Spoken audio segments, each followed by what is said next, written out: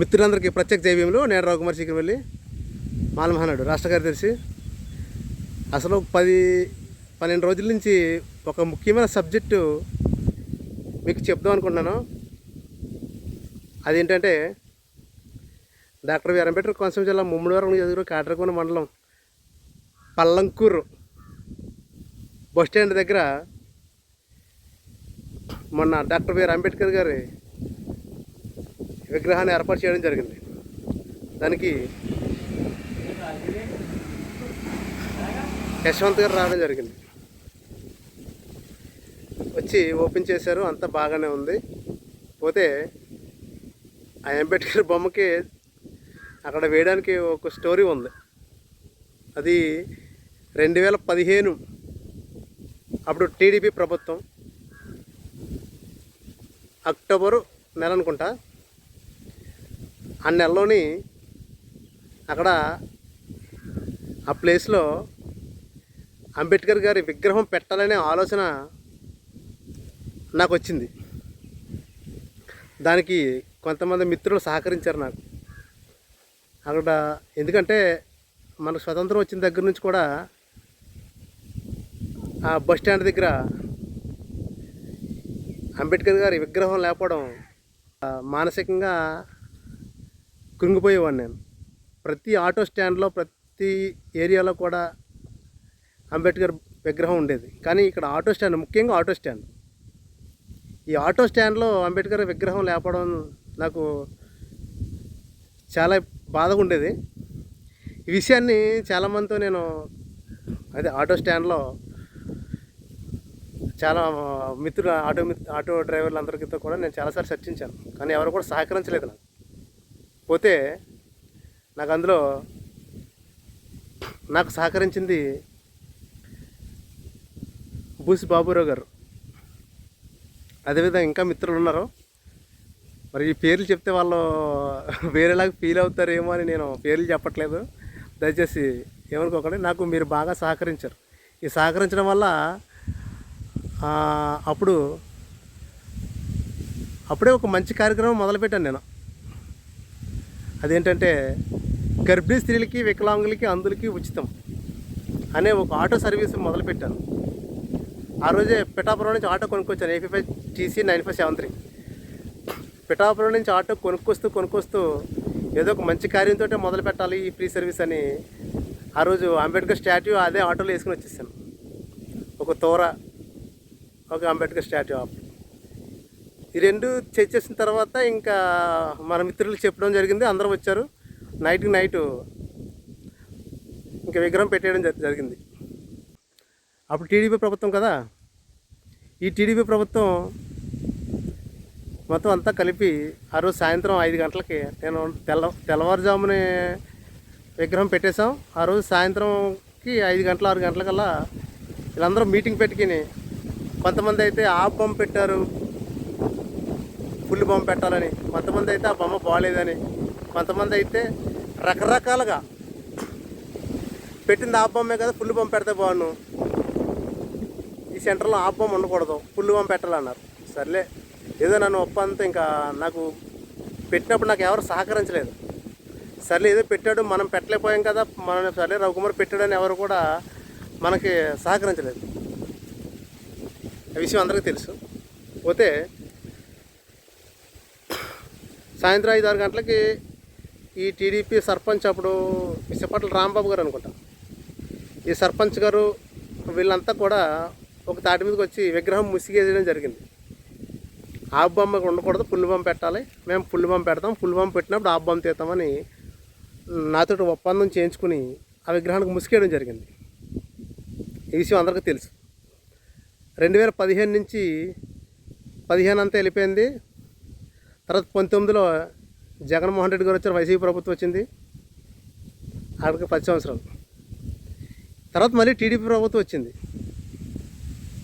ఖచ్చితంగా ఈలోపు నేను ఈ వైఎస్ఆర్సీపీ ప్రభుత్వం ఉన్ననాళ్ళు కూడా నాకు ఒక ఆలోచన వచ్చేది. ముందు టీడీపీ ప్రభుత్వం ఒక నెలలో 2 నెలల్లో పెట్టేస్తానంది. అప్పుడు అక్టోబర్ కదా, ఏప్రిల్ 14 కల్లా 2016 ఏప్రిల్ కల్లా నేను విగ్రహం పెడతామని గౌరవ వైసీపట్ల వెంకటేశ్వర గారు గౌరవ సర్పంచ్ గారు వీళ్ళందరూ కూడా నాకు చెప్పడం జరిగింది. అంటే 2016 ఏప్రిల్ 14 కల్లా విగ్రహం పెడతామని. అలాగా సంవత్సరం గడుపుకుంటూ వచ్చేసారు. నాకైతే ఇసుగు పుట్టింది. ప్రతి సంవత్సరం నేను అడిగేవాడిని ఇసుపట్ల వెంకటేశ్వర గారిని, ఇంకా పెద్దలను అడిగేవాడిని. సరే మీరు ఏంటి మరి విగ్రహం పెడతానని చెప్పారు, ఇంకా విగ్రహం పెట్టలేదు ఏంటని అడిగేవాడిని. ఈ విషయం అందరికీ తెలుసు. లేదా రవికుమార్ వర్ధంతికి పెడతాం, జయంతికి పెడతాం అలా గడుపుకుంటూ వచ్చేసారు. ఇంకా తర్వాత ఇంకా టీడీపీ ప్రభుత్వం అయిపోయింది. ఇంకా నెక్స్ట్ వైసీపీ వచ్చింది. ఈ వైసీపీ ప్రభుత్వంలో ఇంకెవ్వరూ సహకరించలేదు. ఎవరికి వాళ్ళే నేనే హీరో అంటే నేనే హీరో టైంలో నడిచేసింది ఎవరు. ఆ టైంలో నేను ఇసుకుపోయి నేను విగ్రహం కొనడం జరిగింది. ఆ విగ్రహం కొన్నట్టు చాలామందికి తెలుసు. ఇంక ఈ విగ్రహం ఒక్కడిని వేసే శక్తి నా దగ్గర లేదు. ఎవరు సహకరించలేదు నాకు. కనీసం 10-15 మంది సహకరిస్తే విగ్రహం తీసుకొచ్చి పెట్టేద్దాను. కానీ పోతే నాకు అప్పుడు వైఎస్ఆర్సీపీ ప్రభుత్వంలో మా బస్ స్టాండ్లో అది కమర్షియల్ కాంప్లెక్స్లో రెడీ చేయడం జరిగింది గత ప్రభుత్వం. ఆ కమర్షియల్ కాంప్లెక్స్లో వాళ్ళు ఇష్టం వచ్చినట్టు వేసేసారు. ఏదో మా తాతగారు సొమ్మే కదని. కానీ అంబేద్కర్ స్టాట్యూ పెడదామని అనుకున్నాం. అక్కడ ఆ కాంప్లెక్స్ల దగ్గర స్టాట్యూ పెడదాం అనుకున్నాం, ఎవరికి అడ్డు రాకుండా. పోతే నాకు కమర్షియల్ కాంప్లెక్స్లు కట్టడంతో అంబేద్కర్ బొమ్మ పెట్టడానికి ప్లేస్ లేదు. కమర్షియల్ కాంప్లెక్స్ కట్టేసారు వీళ్ళని. నాకు కొంచెం తిక్కలేసింది. నాకు తిక్క ఉంది తెలుసు కదా మీకు. తిక్కలేసి అసలు ఇదేంటి, ఈ బస్ స్టాండ్ అనేది ఈ స్థలం ఎవరిది, అసలు దేనికి సంబంధించింది? పీడబ్ల్యూడా, గ్రామగంటమా, లేకపోతే ఆర్టీసీ బస్ స్టాండ్దా అనే ఒక ఆలోచన పుట్టింది నాకు. అప్పటిదాకా ఆ ప్లేస్ ఎవరిదనేది ఎవరికీ తెలియదు. చెప్పండి, గుండెల మీద చేసింది చెప్పండి. మీకు తెలిసినా కానీ మీరు ఎక్కడ చెప్పలేదు. అప్పుడే నేను రైట్ ఇన్ఫర్మేషన్ ఆర్టీ వేసాను. నేను ఆర్టీ వేసి అసలు బస్ స్టాండ్ ఎవరిదన్నా కనుక్కున్నాను. అప్పుడు ఏంటి, ఆ బస్ స్టాండ్ ఎవరిది? ఆర్టీసీ అది కాదు, పీడబ్ల్యూడీ కాదు.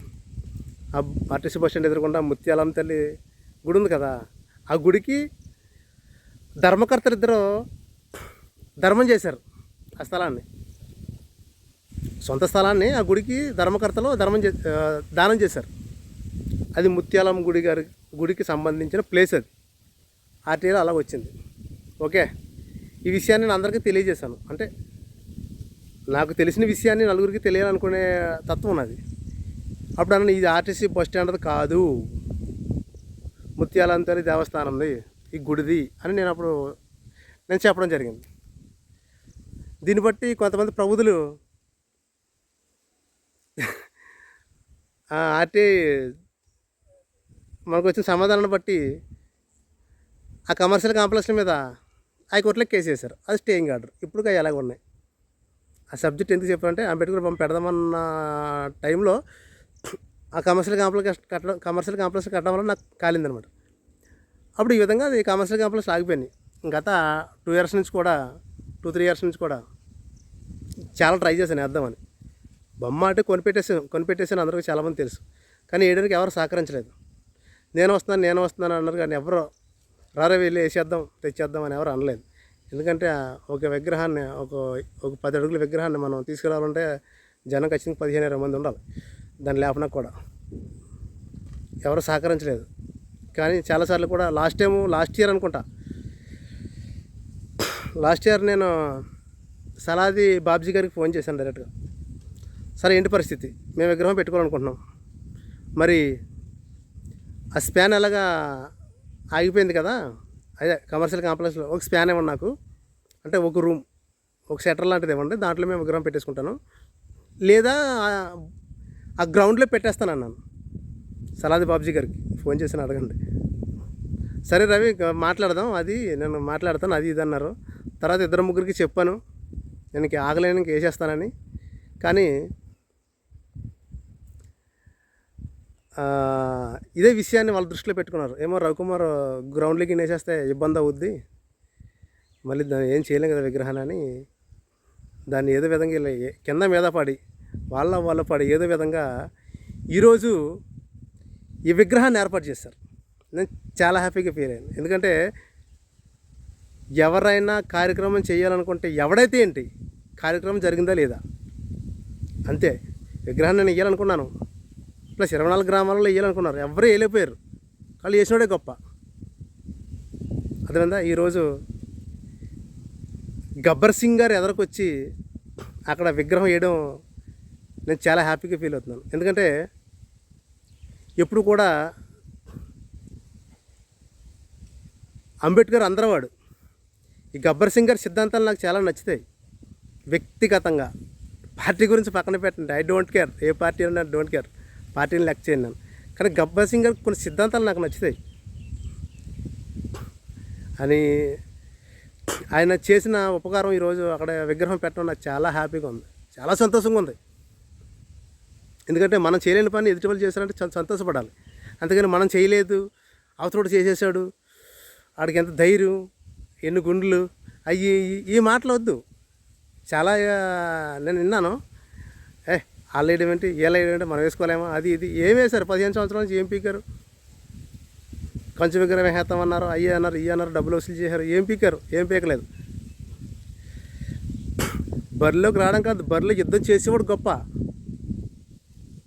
అర్థమైందా? యుద్ధ ప్రాంగణంలోకి వచ్చి దాక్కోవడం కాదు, చెట్ల పక్కనే డైరెక్ట్గా కొట్టేవాడే గొప్ప. కానీ గబ్బర్ సింగ్ గారు యుద్ధం చేశారు. ఈరోజు ఆయన విగ్రహం వేయడం నాకు చాలా హ్యాపీగా ఉంది. ఎన్నిసార్లు ఎందుకు చెప్తున్నానంటే నేను చాలా ఆనందంతో చెప్తున్నాను. కానీ ఈ విషయం నేను చాలా అసలు నేను చెయ్యాలి, ఈ విషయం అందరికీ నేను ఎక్స్ప్లెయిన్ చేయాలి, కానీ నాకు టైం దొరకలేదు. అందుకే నేను చెప్పలేకపోయాను. అందుకే ఈరోజు నాకు సమయం దొరికింది, అందుకే నేను చెప్తున్నాను. అక్కడ ఆ విగ్రహం వేయడం గబ్బర్ సింగ్ గారు గ్రేట్. ఇంకో ముఖ్య విషయం చెప్తాను నేను. నేను 2015లో అంబేద్కర్ విగ్రహం పెట్టినప్పుడు ఏ టీడీపీ ప్రభుత్వం అయితే నేను పెట్టిన విగ్రహానికి ముసుగేసిందో, అప్పుడు నాకు ఏ మాట ఇచ్చారో, ఇసుపట్ల వెంకటేశ్వర గారు అవ్వచ్చు, ఇసుపట్ల రాంబాబు గారు అవ్వచ్చు, జేమ్స్ పాల్ గారు అవ్వచ్చు, ఇంక వీళ్ళందరూ కూడా అప్పుడు టీడీపీ ప్రభుత్వంలో విగ్రహం మూసేసిన తర్వాత ముయ్యకు ముందు నాకు ఏ మాట ఇచ్చారో, ఏమన్నారు, ఖచ్చితంగా విగ్రహం వేస్తామని. కానీ అప్పుడు ఇచ్చిన మాట ఇప్పుడు నిలబెట్టుకున్నందుకు నాకు చాలా హ్యాపీగా ఉంది. నేను పార్టీని పొడగట్లేదు, అన్ని పార్టీలకు నేను యాంటీ, ప్రతి పార్టీకి కూడా నేను యాంటీయే, ఏ పార్టీ నేను పొగడను. కానీ మనుషుల వ్యక్తిత్వాల్ని, మనుషులు కార్యకలాపాలు చేసే మనుషుల్ని, ఇచ్చిన మాట నిలబెట్టుకునే మనుషుల్ని నేను ఎప్పుడూ అభినందిస్తాను. కానీ ఈరోజు నాకు ఏ మాట అయితే ఇచ్చారో, పల్లంకూరు పంచాయతీలో మీటింగ్ పెట్టారు. ఆ రోజు నేను పెట్టిన ఆ బొమ్మకి ముసుగేసినప్పుడు పల్లంకూరు పంచాయతీలో మీటింగ్ పెట్టి ఏ మాట అయితే ఇచ్చారో, రవి నువ్వు పెట్టిన ప్లేస్లోనే మళ్ళీ నేను పెద్ద విగ్రహం వేస్తాం, కంచు విగ్రహం వేస్తాం అని నాకు మాట ఇచ్చి, ఈరోజు ఇసుపట్ల వెంకటేశ్వర గారు, జేమ్స్ పాల్ గారు, ఇసుపట్ల మాజీ సర్పంచ్ రాంబాబు గారు, వీళ్ళంతా నాకు ఇచ్చిన మాట నిలబెట్టుకున్నందుకు వీళ్ళందరికీ నేను చేతి నమస్కరిస్తున్నాను. చాలా హ్యాపీ. ఈరోజు నాకు ఇచ్చిన మాట నిలబెట్టుకున్నారు వీళ్ళు. కానీ ఇచ్చిన మాట నిలబెట్టుకోవడంలో ఉన్నంత ఆనందం ఇంకెక్కడా లేదు. కానీ ఇచ్చిన మాట నాకు నిలబెట్టినందుకు నాకు చాలా హ్యాపీగా ఉంది. ఈరోజు గబ్బర్ సింగ్ గారు ఎదరకొచ్చి అక్కడ ఆ విగ్రహం పెట్టించినందుకు ఆయనకి నేను జీవితాంతం రుణపడి ఉంటాను. ఓన్లీ ఈ స్టాట్యూ విషయంలో మాత్రమే, పార్టీ పరంగా పెట్టుకోకండి. నేను మళ్ళీ చెప్తాను, ఏ పార్టీ అయితే నాకు ఇష్టం ఉండదు, ఏ గొలుసు నేను వేసుకోను, ఏ పార్టీ కొండవా గొలుసులాగా నా మెల్ల వేసుకోను నేను చచ్చేంత వరకు. అర్థమైందా? కావాల్సింటే నాకే ఏదన్నా అనిపిస్తే కనుక నేనే పార్టీ పెట్టేసుకుంటానేమో, కానీ ఏ పార్టీ తరపున నేను పోటీ చేయను, ఏ పార్టీకి నేను సపోర్ట్ చేయను. ఏ పార్టీలో అయినా కానీ ప్రజా సంక్షేమం కోసం పనిచేసే వాళ్ళకి నేను ఎప్పుడు రుణపడే ఉంటాను. ఏంటి మళ్ళీ చెప్తాను, ఏ పార్టీ అయినా, YCP, TDP, Janasena, BSP, BJP, ఏదైనా కానీ, ఏ పార్టీలు అయినా కానీ ప్రజా సంక్షేమం కోసం పనిచేసే వాళ్ళు, ప్రజలకు ఉపయోగపడే కార్యక్రమాలు చేసే ప్రతి వ్యక్తికి కూడా నేను పాదాభివందనం చేస్తాను. వాళ్ళకి నేను రుణపడి ఉంటాను. ఎందుకంటే ప్రజాప్రతినిధులు అనేది ప్రజా సంక్షేమం కోసం పనిచేయాలి. ప్రజల మధ్యలో చిచ్చులెట్టడం కాదు. ప్రజల సంక్షేమం కోసం పనిచేయాలి, నలుగురితో మంచి అనిపించుకోవాలి, అంతే తప్ప కక్షలకి పోకండి. ఈ టీడీపీ ప్రభుత్వంలో ఉన్నప్పుడు వైసీపీ వాళ్ళు కాలర్ ఎగరేశారు, టీడీపీ ప్రభుత్వం ఉన్నప్పుడు టీడీపీ వాళ్ళు కాలర్ ఎగరేస్తారు, అప్పుడు మళ్ళీ వైసీపీ ప్రభుత్వం వైసీపీలో కాలర్ ఎగరేస్తారు. ఏ ప్రభుత్వం కాలర్ ఎగరేసుకోవడం అది మన వరకే. వాళ్ళందరూ అక్కడ రేవ్ పార్టీలు చేసుకుని హ్యాపీగా ఎంజాయ్ చేస్తారు, డీజే వేసుకుని. పార్టీ వాళ్ళు అందరూ కూడా, పార్టీ మెయిన్ చీఫ్స్ అందరూ కూడా, ఈ వైసీపీ టీడీపీ జనసేన చీఫ్స్ అందరూ కూడా రేవ్ పార్టీ పెట్టుకుని ఎంజాయ్ చేస్తారు డీజేలు వేసుకుని. వాళ్ళు హ్యాపీగా ఉంటారు, మనమే కొట్టేసుకుంటాం ఇక్కడ. ఈ విషయం మనం గుర్తించాలి. అర్థమైందా? మొన్నటి వరకు వైసీపీ ప్రభుత్వంలో బాగా క్యాలరీలు ఎగరేసేవారు, ఈ టీడీపీ వాళ్ళు అణిగిమణిగి ఉన్నారు కొంతమంది. ఇప్పుడు టీడీపీ వచ్చింది, వీళ్ళు క్యాలరీలు ఎగలేస్తున్నారు, ఇప్పుడు వాళ్ళు అణిగిమణిగి ఉన్నారు. ఆ పార్టీ వచ్చిన ఈ పార్టీ తొక్కాడు, ఈ పార్టీ ఆ పార్టీ తొక్కాడు, అది మానుకోండి. అర్థమైందా? నేను ప్రజా సంక్షేమం కోసం ప్రభుత్వాన్ని ప్రశ్నించేమైనా తప్ప నేను ఏ ప్రభుత్వానికి ఎవరికి కూడా వ్యక్తిగతంగా నేను ఎవరిని టార్గెట్ చేయను. ఈ విషయం గుర్తుపెట్టుకోవాలి. అర్థమైందా? నాకు పార్టీలకి అది కావాల్సింది. ప్రజా సంక్షేమం కోసం పని చేయకపోతే తిడతాను. నా లాంగ్వేజ్ నా స్టైల్లో తిడతాను. నా స్టైల్లో తిడితే ఎలా కూడా తెలుసా? రవిగడికి పిచ్చా తిడతాడు అంటే, అవును మరి కంప్లైంట్ ఇచ్చాను, సరే మాకు ఈ పని చేసి పెట్టండి అన్నాము, వాళ్ళు పట్టించుకున్నప్పుడు తిడతారు. తిట్టాలి కదా, తిట్టకపోతే ఎలా కుదురుతుంది? మీరు ఎలాగ చేయలేని పని నేను చేస్తున్నాను. కానీ పోతే నాకు బాధ ఏంటంటే, నా జాతోడే, నా మాల జాతోడే నా మీద కేసులు పెడుతున్నాడు. ఇది చాలా బాధాకరం. ఎందుకంటే మనం చేయలేని పని ఎదుటిపడి చేశాడంటే ఆనందించాలి. ఉదాహరణ చెప్తున్నాను. నేను చేయాలనుకున్న పని, పల్లంకూరులో అంబేద్కర్ స్టాట్యూ పెట్టాలని అనుకున్న కార్యాచరణ గబ్బర్ సింగ్ గారు పూర్తి చేశారు. చూసారా నా మనస్తత్వం ఎలా అనిపించింది? గ్రేట్ గబ్బర్ సింగ్ గారు పాదాభివందనం చేస్తున్నాను. ఎందుకంటే నేను చేయాల్సిన కార్యాచరణ ఆయన చేశారంటే నాకు చాలా హ్యాపీగా ఉంది. కానీ ఈరోజు ప్రజలు చేయించుకోవాల్సిన కార్యకలాపాలన్నీ కూడా వాళ్ళకి నేను గుర్తు చేసి తెలియజేసి నేను వాటి తరపు నుంచి నేను పోరాడుతున్నాను. మరి మీరు ఇచ్చిందేంటి? నా మీద కేసులు. నేను ఏదైనా సరే నా వీడియో ఎవరు చూసినా కానీ నేను ఒక యూట్యూబర్ని కాదు. మీరు మళ్ళీ అనుకుంటున్నారు ఈ రవికుమార్ యూట్యూబ్ నుంచి డబ్బులు సంపాదిస్తున్నాడు, అది తప్పు. నాకు ఏ డబ్బులు రావు. అర్థమైందా? నేను యూట్యూబర్ని కాదు. సమస్యల్ని ఒక వీడియో ద్వారా ప్రజలకు తెలియజేస్తున్నాను అంతే. డబ్బుల కోసం యూట్యూబ్ మీద ఆధారపడి యూట్యూబ్ మీద డబ్బులు సంపాదించినప్పుడు యూట్యూబర్ అవుతాడు. నేను ఒక సమస్యల్ని నేను ప్రజలకు తెలియజేస్తున్నాను. అర్థమైందా? దయచేసి గమనించండి. మీరు ఏమని అనుకోండి, కానీ మనం చేయలేని పని ఎదుటివాడు చేస్తున్నాడంటే అభినందించాలి, ప్రోత్సహించాలి, ఓకే, గౌరవించాలి. మీరు చేయలేని పని నేను చేస్తున్నానంటే నా మీద కేసులు పెడుతున్నారు. మీరు అందులో నా జాతరలు నా మీద పెడుతున్నారంటే నాకు అర్థం అవ్వట్లేదు. ఇది నాకు ఏ బాధ లేదు. నాకు వ్యాపారంలో లాభం వచ్చినప్పుడు ఒకేలాగా ఉన్నాను, నష్టం వచ్చినప్పుడు ఒకేలాగా ఉన్నాను. ఐశ్వర్యాలు అనుభవించినప్పుడు కూడా నేను బాగానే ఉన్నాను. ఇప్పుడు ఒకేలాగా ఉన్నాను. కానీ రవికుమార్ ఏం చేస్తున్నాడు, ఏంటి ఆడు వ్యాపారాలు ఏంటి, ఆడు కథ ఏంటి, కార్యక్రమం అంటే ఎవరికి తెలియదు. కొంతమందికి తెలుసు. నా దగ్గర పనిచేసే కుర్రలో తెలుసు మన ఏరియాలో రవికుమార్ ఏంటి అనేది. నేనేంటనేది దానికి చెప్పుకోవాల్సిన అవసరం లేదు. నేను లగ్జరీగా తిరగాలి, లగ్జరీగా ఉండాలి, హ్యాపీగా సంతోషంగా ఉండాలి, వాళ్ళని బీట్అవుట్ చేయాలి అని నేను అనుకోను. నేను ఎప్పుడు ఒకేలాగా ఉంటాను. ఎప్పుడు ఒకేలాగా ఉంటాను. అసలు నా స్టేటస్ ఏంటనేది ఎవరికి తెలియదు. అప్పుడే బండి మీద వెళ్తాను, అప్పుడే సైకిల్ మీద, అప్పుడే నడిచి వెళ్తాను, అప్పుడే కారు మీద వెళ్తాను, అంతే. అర్థమైందా? ఒక స్టేటస్ మెయింటైన్ చేయడం నాకు ఇష్టం ఉండదు. ఎందుకంటే మనం పుట్టినప్పుడు ఎలా పుట్టామో నాకు తెలుసు. కానీ చేసేవాళ్ళు చేయండి, కానీ ఏంటంటే నన్ను టార్గెట్ చేయొద్దు. గత వైసీపీ ప్రభుత్వంలో డాక్టర్ బిఆర్ అంబేద్కర్ కోనసీమ జిల్లా అనలేదని నేను పొన్నాడు సతీష్ని తిట్టడం జరిగింది. దానికి కారణం మీకు తెలుసు. నేను తిట్టే ముందే కోనసీమ జిల్లా అని సతీష్ గారు అనడం వల్ల కొంతమంది శుభలేఖల్లో, అదేవిధంగా ఈ తీర్థాలకు సంబంధించిన జాతరల్లో కోనసీమ జిల్లాని ఎంచుకోవడం వల్ల, ఈ పెళ్ళిళ్ళలో కూడా కోనసీమ జిల్లా పెళ్ళి శుభలేఖల మీద కూడా కోనసీమ జిల్లాని నేర్చుకోవడం వల్ల చాలా రచ్చ జరిగింది, అది మీకు తెలియదు. ఇంకా శుభలేఖల మీద కోనసీమ జిల్లా వేయడంతో వేసినోడి మీద మన కుర్రలు గొడవకి వెళ్ళారు. అప్పుడు నేత నాన్నగారు బాగా ప్రశ్నించారు ఈ విషయాన్ని. ఎందుకంటే ఆయన యాక్టివిటీ చాలా నచ్చితే నాకు నేత నాన్నగారి.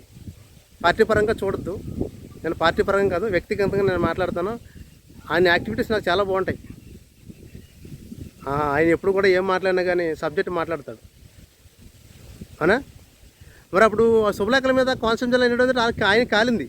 ఆయన కాలడంతో అచ్చు వేసిన వాడిని కొంచెం రౌండప్ చేయడం జరిగింది. లాస్ట్ టైము మన కుర్రలు కూడా ఒక అమలాపురం ఒక ప్రెస్ వాడితో గొడవ పెట్టుకోవడం జరిగింది. మరి 2 కార్యక్రమాలు ఎందుకు జరిగినాయి? ఈ ఎమ్మెల్యే కోనసీమ జిల్లా అనడంతో, మన కోనసీమ జిల్లా కదా, మన ఎమ్మెల్యే కోనసీమ జిల్లా అన్నాడు, మనం కోనసీమ జిల్లాను రాసుకుంటే తప్పు ఏంటని కోనసీమ జిల్లాను రాసుకోవడం వల్ల అక్కడ రెండు రచ్చలు జరిగినాయి. అది జరగడంతో నేను చాలా ఆవేదన చెందాను.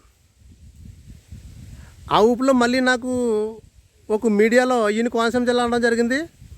నా స్టైల్లో నేను రౌండ్ వేసుకున్నాను. అప్పటికే కాలిపోయి ఉన్నాను నేను. ఎందుకంటే ఏంటి మీరు కోనసీమ జిల్లాని కులాల మధ్య చిచ్చు పెట్టడం ఏంటి?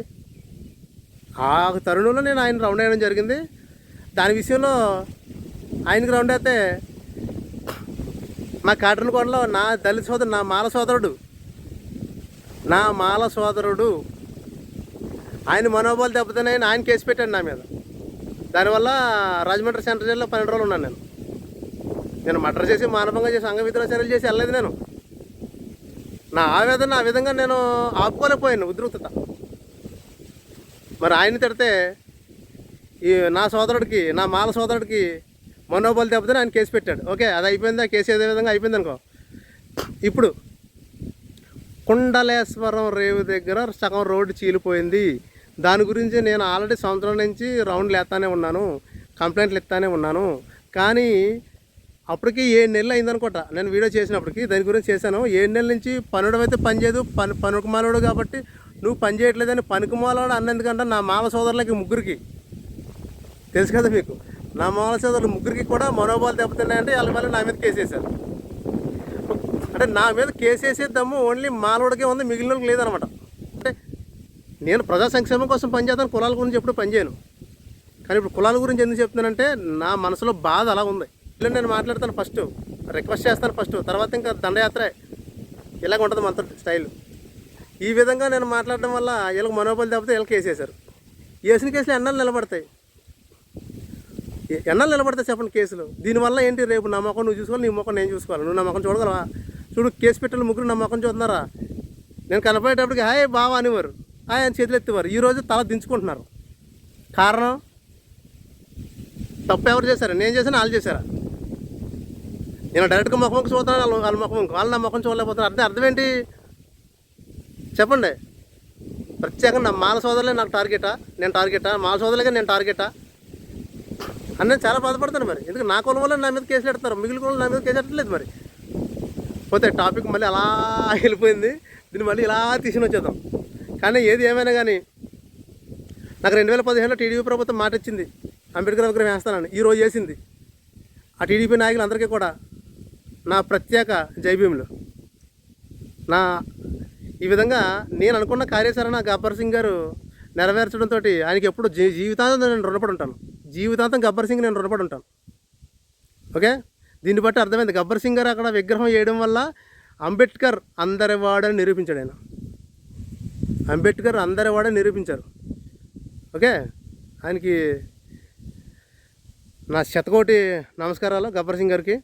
అదేవిధంగా కొంతమంది మాల సోదరులు కూడా నా మీద పీకిల దాకా ఉంది. మిమ్మల్ని ఏం చేయలేదు, మీ సొమ్ము ఏం తినలేదు, మీ కొంపలు కోల్చలేదు, ఏమీ చేయలేదు. కానీ నా మీద టార్గెట్ మాత్రం పెట్టుకోండి, మీ ఇష్టం, నన్ను పీకిది ఏమీ లేదు. మొన్న కూడా అదే చెప్పాను, నా ఇంటికి ముక్క కూడా పీకిది ఏమీ లేదు, మీరు నన్ను ఏం పీకలేరు మీరు. ఓకే, నా పని నేను చేసుకుంటూ వెళ్ళిపోతాను, అక్కడికి భయపడవలసిన అవసరం నాకు లేదు. ఓకే, సరే. అదే మరి ఇంక ఈ వీడియో మీరు ఎంతో ఇంట్రెస్ట్గా విన్నందుకు మీ అందరికీ నా ప్రత్యేక జై భీమ్.